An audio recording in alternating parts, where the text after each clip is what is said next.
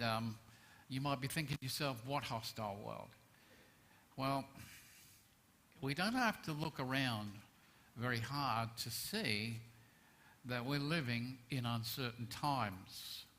We know things are changing from the way that we've known them. Our world is changing very rapidly. And the latest census in 2021 showed that half of Australians have no religion and don't believe there is a God. So that's half of Australia. And our society is becoming more open and more aggressive in the hostility towards Christians, especially those on the left side of politics who want to cancel culture and target people who are not being seen as being politically correct. Living a Christian life in society, as we're seeing, is starting to become a little bit more difficult and a little bit more challenging, because everyone's truth seems to be accepted unless you are a Christian. And we've seen that in the media played out with the Essendon Football Club, where a new CEO of one day was given the ultimatum, choose between football and your faith.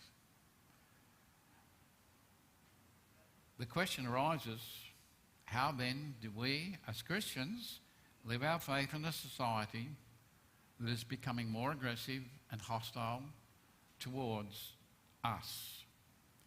And yet, as we understand the scriptures, this is nothing new for Christians. The Apostle Paul wrote this letter to Christians who were undergoing persecution, for a society who was rejecting everything that they stood for. And so Peter gives them a perspective that will help them in a life that will challenge the society in which they live for good, enabling them as Christians to live and handle any persecution that comes their way. And as I was thinking about this, there are many reasons why I believe Australia has moved away from Christianity and is embracing this new age of change, which some believe will give them greater freedoms in an effort to bring about a more modern, a more progressive society that is based on these new religions being perpetuated by our governments and certain people in our society. And they cut right across the board in accommodating this agenda of change. And Christianity, believe it or not, is considered obsolete. Those who follow it are now a minority. They're not listened to. And where once Christianity had been an influence in all of society, it has been displaced by secularism, humanism, embracing everything that is sexually immoral and calling it an alternate lifestyle. It's a society that is determined and believes that mankind is more than capable of solving its own problems in whatever way they choose, to feel comfortable without any opposition from Christians. I used last week the term secular. This is what our world is becoming, and this is what Australia is becoming, more secular. But I was impressed by a blogger who said this. He said, secularism is nothing more than paganism. Nothing more than paganism. And he says we must identify our world for what it is, pagan, not some wishy-washy term like secular. Today's pagans have their own gods just as surely as the Romans and Babylonians had theirs. They include the gods of sex, political power and celebrity. And they are every bit as futile as the Roman and Babylonian gods were. They failed to bring meaning or contentment to their followers. Instead, they bring emptiness and dissatisfaction. Worshipping such gods is sad and pathetic, and we should feel compassion for those lost in paganism, welcoming them when they arrive at our door looking for meaning. We don't win over pagans by diluting or compromising our faith. We do it by living it out. And that's what Peter is saying is the key when, as Christians, we're living in a world that is presenting opposition and is becoming more aggressive. How do we do that? And this is, well, a demonstrated passion For who is going to harm you if you're devoted to what is good? Well, yeah. A demonstrated passion for what, you might ask. And our text leaves us with no doubt we're to have a passion for goodness. For goodness. And you might think, well, hang on a minute, Pastor, what's the strategy about being good when you're being persecuted? What's the strategy about being good when you're on the receiving end of an aggressive individual? And the Apostle Paul's thinking is, he says, well, it's most unusual for people to want to mistreat you if you're doing things that are good and beneficial for others in your community and in your society. Even those who are antagonistic towards Christians, he says, are reluctant to rush in and hurt those in the community who are doing a good job of caring and meeting the needs of those around them. And when I thought about this, I remembered a comment that a politician made to me. He said, you know what? This world would be better off if we got rid of all the Christians. And I thought, would they? Would they really? Because this politician was ignorant of how a lot of the institutions in our society and community were started by Christians. And a lot of the volunteering and a lot of the care packages that are happening, guess what, are done by Christians. So if you remove them, who's going to do it? Now, having said that, if you're doing good, people are reluctant to get rid of you. However, if you're taking advantage of those who are in need in our communities, it doesn't take long for the world to tolerate frauds. Now, if I'm presenting a false persona that this is Christian and then I'm ripping people off, guess what? The world is not going to think very highly of me, and neither should it. And they'll go out of their way to expose those fraudulent practices. And Peter is saying, live and lead a good life in public and in private. Live a consistent and a balanced life that is marked by generosity, marked by kindness and thoughtfulness to other people. And in reality, this should be an extension of who we are as Christians. This is what we're known for doing. And it's easy for us to become bitter when circumstances don't turn out the way we want. It's easy for us to complain and become depressed about what's happening to us.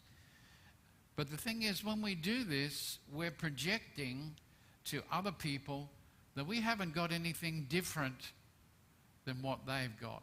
That we're experiencing the same things as they are, and we're not handling very well.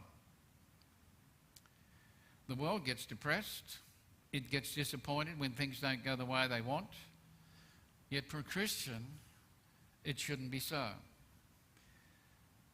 And as I was pondering this, I think and believe the reason for Christians allowing their circumstances to dictate the response and becomes bitter comes down to a very basic fact. They have never learned to be thankful. Never learned to be thankful. And I think that touches on a lot of things, because it's very easy for us to take things for granted, that we're entitled to these things, that they're ours. But you know, not everybody has the same things that we do. They don't have the same opportunities. And we need to be thankful for the things that we do have. And even when things go against us, to be able to say, thank you, Lord. I don't understand it. I don't like it. But you know what? I trust you. You're working it out for my good. To be thankful. To stop and count our blessings. I wonder how many have done that this week.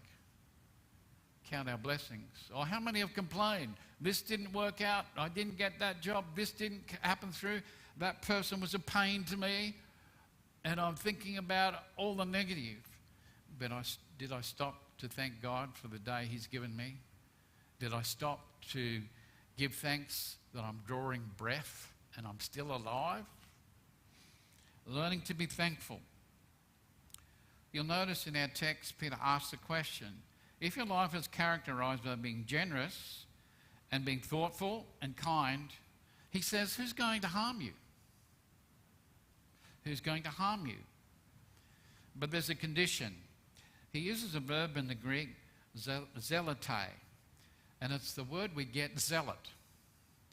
Now, if you're becoming a zealot for what is good, it means you're a person with a passion for doing good. It's who you are, and it's something that you do. You're a person with a cause. Others see it, and they see it as being genuine. Now, in the last few weeks, we have seen passionate people all over Australia. They've been barracking for their football teams. First, it was the AFL. How many thousand people barracked for their team? 18,000. See, I wouldn't have had a clue, but that's a lot of people. Then the following week, it was the NRL Grand Final. How many people barracked for their team?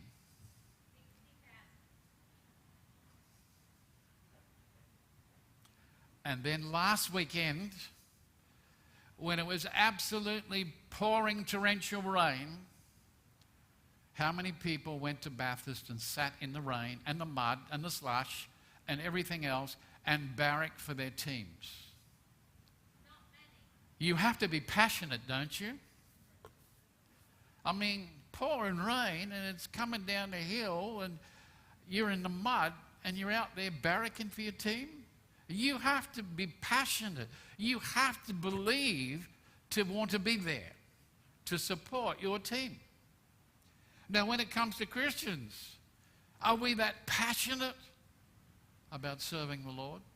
Are we passionate about letting people know who we follow and why we do that? Are we passionate about our cause? Do we understand who we really are and what we're to do? Because if we are, the world's more reluctant to target and persecute you because you're doing what's good and beneficial for others. And Peter is saying, let your life be characterized and known because of the good that you do. You'll be known as a genuine person in things you do. While the world around you will be distracted by doing wrong things and following the latest fads, you remain true to who you are. You continue to be and do the things that you've always done. And you might be thinking, well, Pastor, is there a cast iron guarantee that if I'm passionate, I'm zealous for the Lord, that if I do these things, I'll never, ever have persecution? I'll never, ever be humiliated because people will think really good things about me. Can I guarantee you that? No, I can't. And neither does the Bible say that we can. But I can guarantee you that you'll not suffer for your faith in doing the right and good things. It's less likely that you'll be targeted. We are to have a passion for doing what is good. And Jesus Christ is the perfect example, because he did what was good, and yet what did the world do to him? They killed him. In verse 14, there's no guarantees. It says if we're persecuted, he says we're blessed. And we'll look at that in a moment. And you might be thinking, Pastor, I can't work this out. I'm confused. How does it work out? Well, Peter says we're challenged to live every day, to live different lives from those around us. That's the challenge. We live differently because we are different. We do not do this because we must. We're not programmed robots. We have a choice to make in what we do. But if I understand as a Christian what the Lord has done for me, and what he continues to do for me, then really it's a no-brainer. I want to live a life that pleases him because of what he's done for me and what he continues to do. That's what it should be. Our text is saying that if I live a life that honours him, it will be reflected in the things I say and do, which will be balanced and which will be consistent with who I am and the person I follow.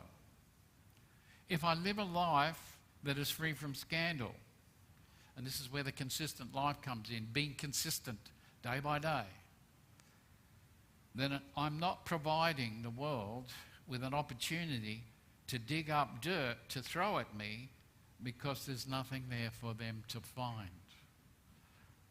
Digging up dirt. And you know, our social media platforms do it. And they do it well. If they can dig up dirt, they will throw it at you. If we say one thing and do the opposite, we're recognised as being hypocrites, and the world will come after us. It doesn't matter that they're just as guilty. They make it their, if you like, crusade to expose us for what we are. And Peter says, don't give them any ground for scandal. It makes it difficult for the world to act against you if you're doing good.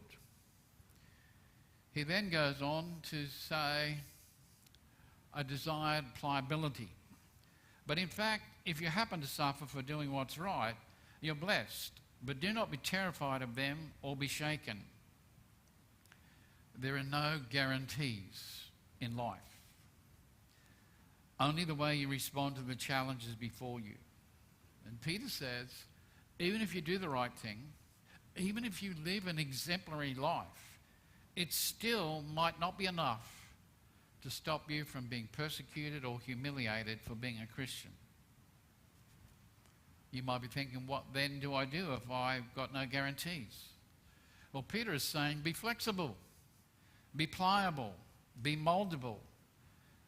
Respond with the right mindset and attitude and continue to live your life in a consistent way. Even if you must suffer, he says, it will be worth it. The original says, you may suffer if there's a chance that you suffer, meaning it's something that might be unexpected. It might be something that catches us unaware and by surprise, and you suffer for the sake of righteousness. He says you're blessed. Now, Peter, when he wrote this letter, there were some Christians who found themselves to be in this exact situation for doing good things. By the same token, there were some Christians who were suffering because they were not living and doing what was good. And the world in which they lived took advantage of that situation to expose them for what they were. Peter says if you happen to find yourself on the wrong side of things, if you happen to find yourself being unjustly treated and persecuted because of your godly and upright behaviour, then don't be surprised. Don't be surprised. And don't be full of fear because you are blessed in being that position. And you might be thinking, Pastor, you're crazy. How can I think of myself as being blessed when I'm being persecuted, when I'm being humiliated, when I'm being ridiculed for doing something that is good, for doing something that is beneficial for others? It doesn't make any sense. Yet Peter reminded his followers in chapter 4, verses 12 to 17, my friends, do not be surprised at the terrible trouble which now comes to test you. Do not think that something strange is happening to you, but be happy that you are sharing in Christ's sufferings, so that you'll be happy and full of joy when Christ comes again in glory. When people insult you because you follow Christ, you're blessed, because the glorious Spirit, the Spirit of God, is with you. Do not suffer for murder, theft, or any other crime, nor because you trouble other people. But if you suffer because you're a Christian, do not be ashamed. Praise God because you wear that name. It is a time for judgment to begin with God's family. And if that judging begins with us, what will happen to those who do not obey the good news of God? In other words, don't think it's strange with this persecution. And you might say, I don't feel persecuted, Pastor. None of us expect persecution. We've lived in a country with a lot of freedoms. But you know, a lot of those freedoms are being eaten up. A lot of legislation has happened, and there's a lot more coming that will single out Christians for opposition and persecution.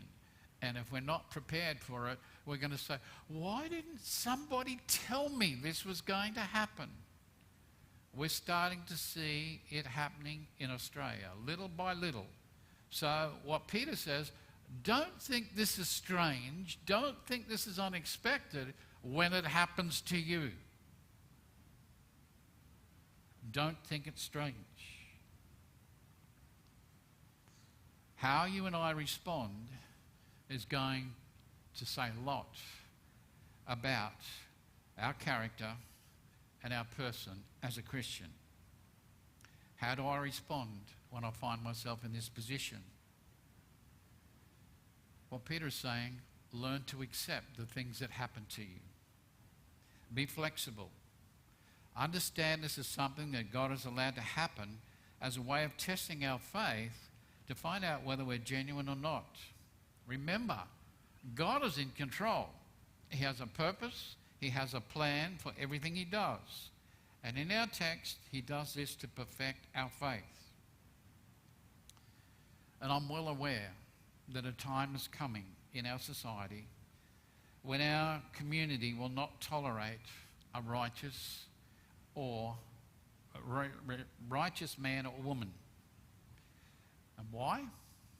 Because people who live godly lives will cause frustration and irritation, and it will reach a point where they'll not tolerate having godly people living amongst them.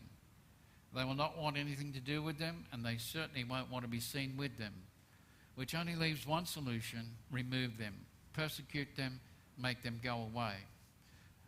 That is happening in different parts of the world.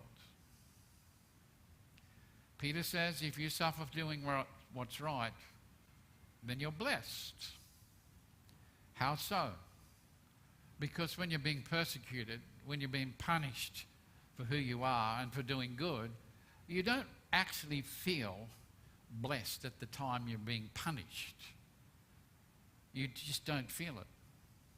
But we need to understand, what does it mean to be blessed? Can you tell me? What does it mean to be blessed?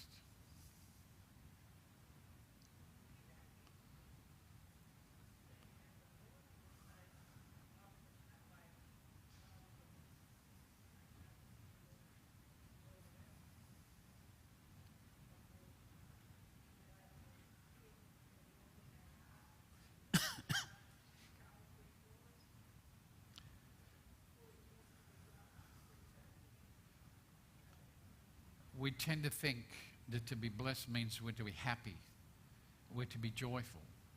But that's not the meaning of it here. It has the idea of looking at yourself as being in a privileged position because of what's happening to you. Now that's very difficult. If I'm in jail, if I'm being persecuted, if I have to stand trial for my faith, how can I think that I'm in a privileged position? But that's exactly what Peter is saying. You're in a privileged position. You might be thinking, well, that's well and good, but what happens if I'm full of fear and anxiety about what's happening? How do I cope with that? Well, he quotes from Isaiah 8:11-13. The Lord spoke to me with his great power and warned me not to follow the lead of the rest of the people. He said, people are saying that others make plans against them, but you should not believe them. Don't be afraid of what they fear. Do not dread those things. But remember, the Lord all-powerful is holy. He's the one you should fear. He's the one you should dread. Now, the background behind this is Ahaz, the king of Judah, was preparing himself and the people for the invasion of the Assyrian army. He'd refused to be involved himself in an alliance with the kings of Israel and Syria. And so, as a result, because he wouldn't join them, he was threatened by them. Yet behind the scenes, King Ahaz went and made an alliance with the Assyrians. And so Isaiah the prophet warned him, don't make alliances with anybody but the Lord. And he says that's who you should turn to and trust in times like this. And so Peter's advice to Christians who are suffering because of their godly lives, don't fear them. Do not allow yourselves to be intimidated by them. Don't allow yourself to be troubled about these things. If you like, don't let them rattle your cage. Don't be disturbed by such things. Yet that's exactly what we do. We go into the fear mode, the anxiety mode, because we've lost control. There's nothing we can do here. And yet, what Peter says, if your life's godly and you're living it for the right reasons, then you've nothing to fear. Trust the Lord. As one commentator says, becoming a Christian does not mean that we will be set free from all suffering. In fact, it might mean we have more suffering. Never become a Christian because you think it will solve all your problems. It may solve some, but it's going to create others. But God will use all your sufferings to bring about your progress in the Christian life. It's a privilege to suffer for Christ. The trouble for me as a Christian is if I haven't been living a life that honours the Lord, then I'm going to have a problem with fear and intimidation by the world. If my life is about living for the here and now, living for the present world and all it has to offer, then I'm going to be thinking about my possessions. I'm thinking about my comfort. I'm thinking about my investments and how to protect them. I'm thinking about my family and how I can be with them. All of these things will threaten who I am and what I've worked for, and that I might end up losing it all.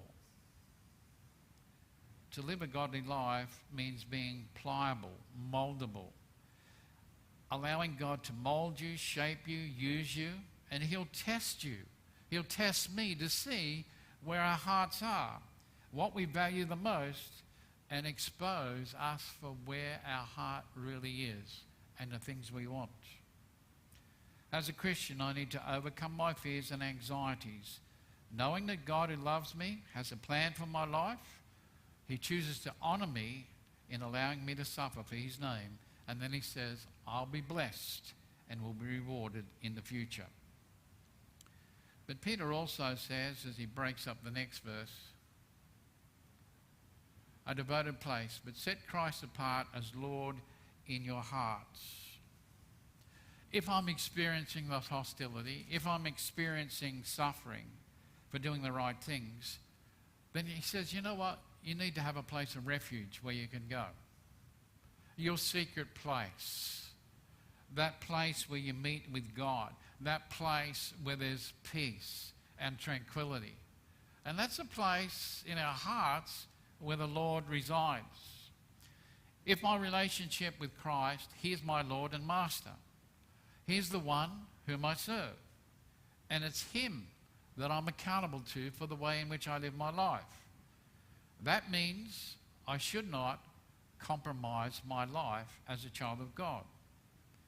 That means to be set apart means that no matter what I face, whether it's good, whether it's bad, I know this. God is working all things out for my good in His glory. And when I'm persecuted, when I'm suffering for His sake, I'm confirming through this process that He is my Lord and I belong to Him. I'm affirming God's in control because I'm not. I'm not. And that I trust Him in everything that happens in my life. I'm saying my life is committed to serving Him. He's the object of my focus, my mission, my worship. And so I choose to honour the Lord by submitting myself to Him and allowing Him to work out His purposes and plans for my life. And I choose not to fear what life brings. I'll accept the things that He brings into my life because I want to please Him by being obedient to Him in everything. This is where this relationship and the rubber hits the road. Is my relationship with the Lord that strong? Do I have that place where He lives in my heart that I get that peace, that tranquility? I'm at one. All around me and outside, externally, can be going down the creek. But inside, I'm at peace with who I am, and I'm one with my God. Then he says, and always be ready to give an answer to anyone who asks about the hope you possess. And it's simply that illustration, sharing your faith. He uses the Greek word apologetic, which means to give a defense, to stand up for what you believe when you encounter hostility or attacked by a hostile world. So what does that mean? In everyday practice for me as a Christian, if I'm experiencing this persecution, can you help me? If I'm ready to give an answer, what do I need to do to be ready to give an answer?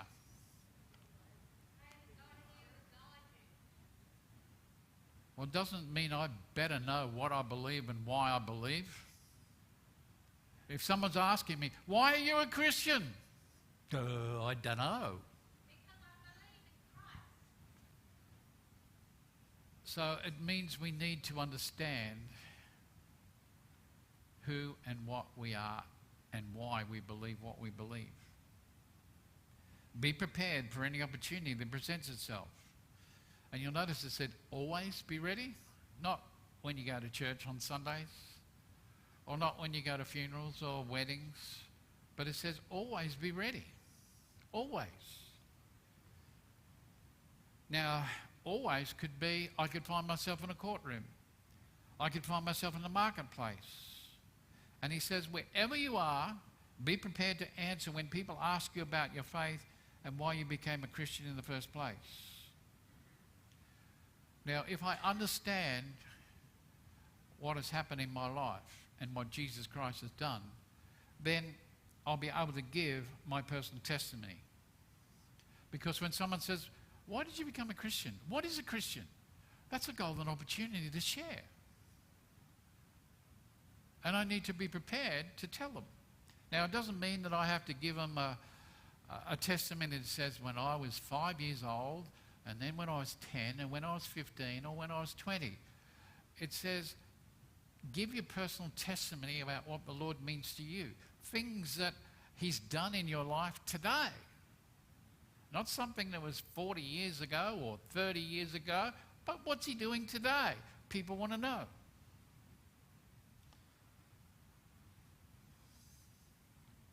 Now, that also means be very careful. If I'm to be able to give an answer, it doesn't mean that I engage myself in full-blown debates or arguments or allow myself to get drawn down rabbit holes. You know what rabbit holes are?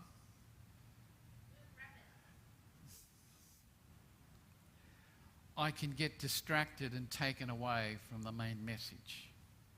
My main message is to tell people about the Lord, what he's done for me. I don't have to debate or argue. I just say, this is my personal testimony. This is why I trusted the Lord. This is what he means to me, and this is how he's helped me. But it means I need to know God's word. I need to know how to share it, because people have misunderstandings about who Jesus Christ is. They have misunderstandings about Christians and what they do and what they don't do. There'll be opportunities for me to share my faith, to engage with people. And so to do that, if I want to find out where people are, what does it require? Husbands, if you want to know to get on the good side of your wife, what have you got to be?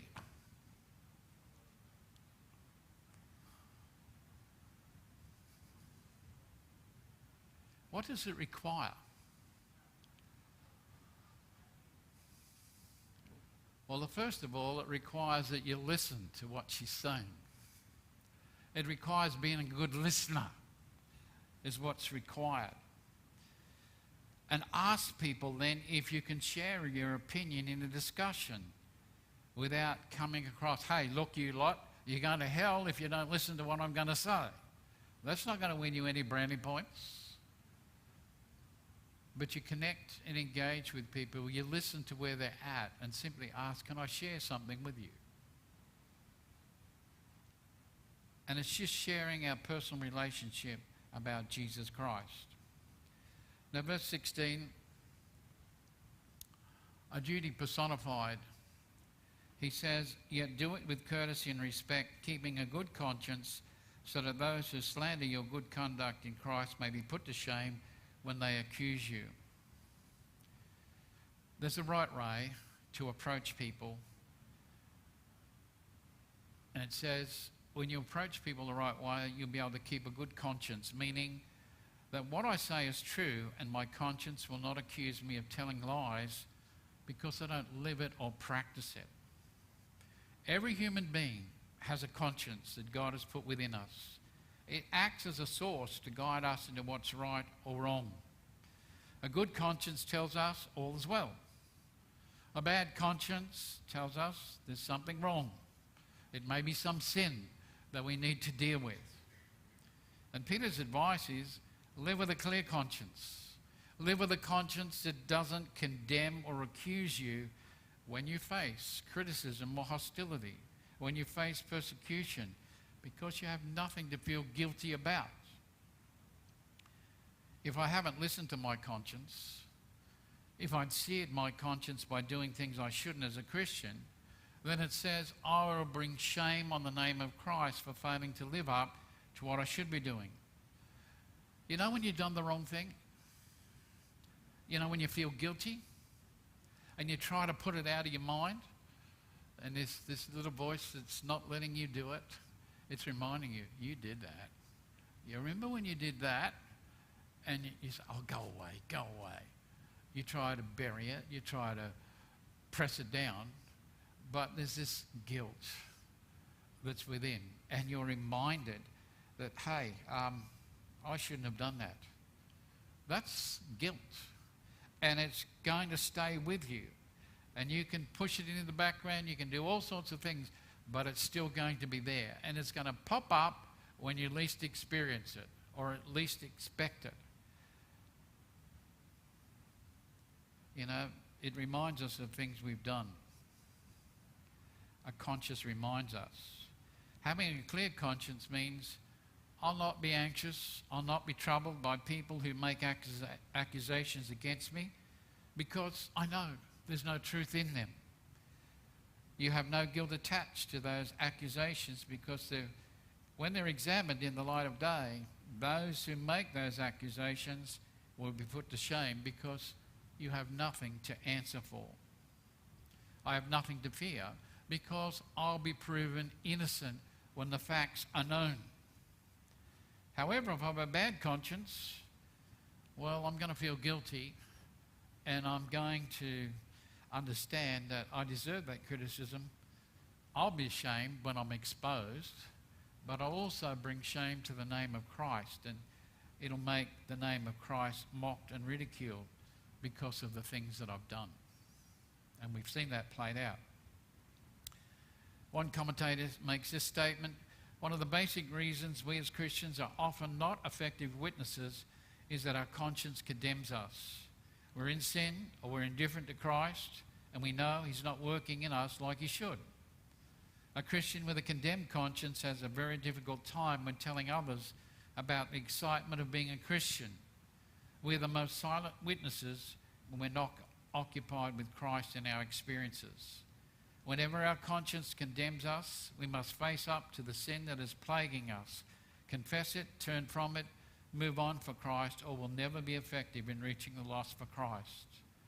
It's a kind of openness and honesty before God and men which will draw people to Christ, not perfection, but because of a good conscience. And lastly,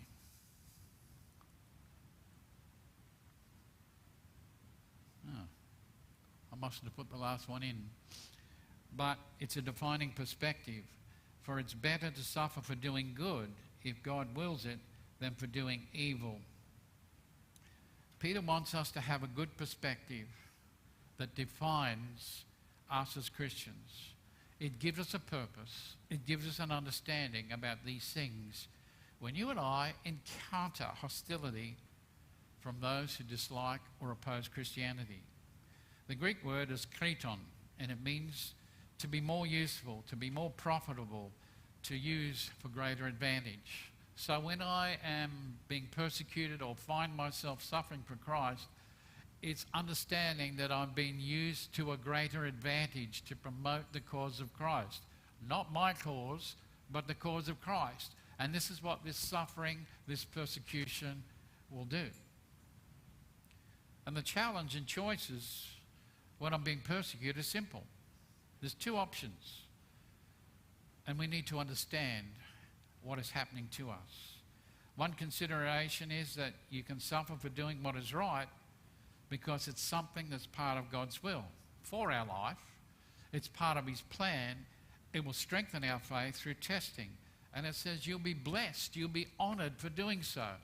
So I might not like it, I might want out, but I understand it's out of my control.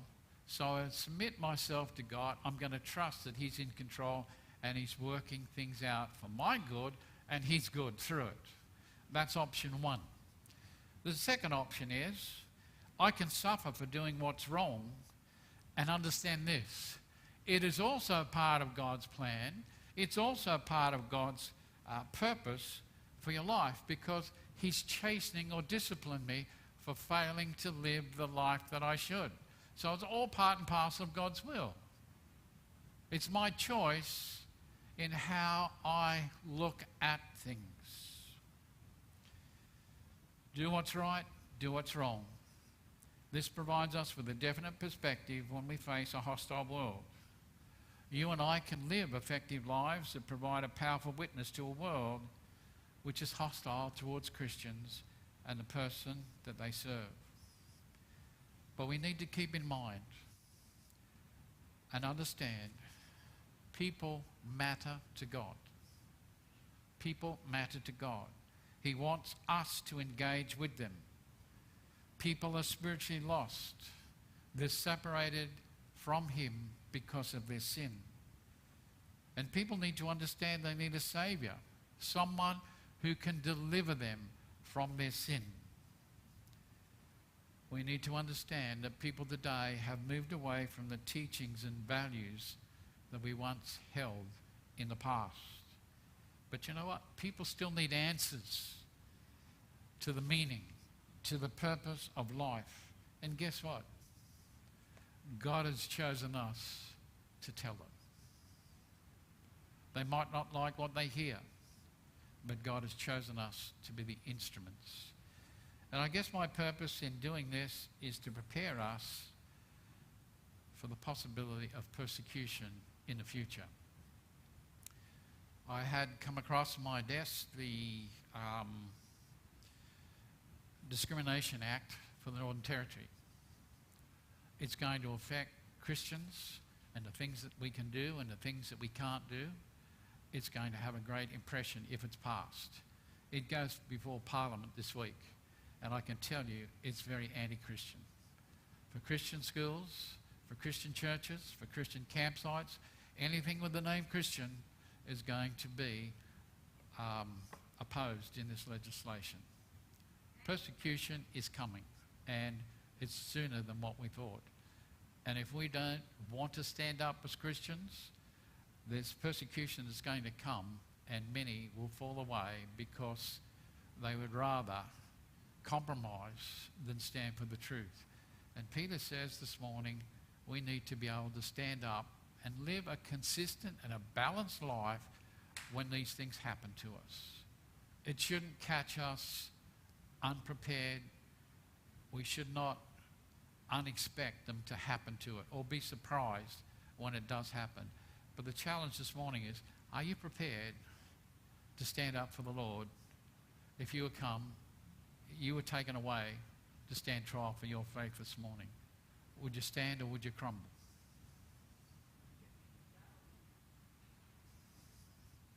That's a challenge. It's coming. It's happening. Whether we like it or not, but are we prepared? As the team comes, we're going to stand as we sing, Crown Him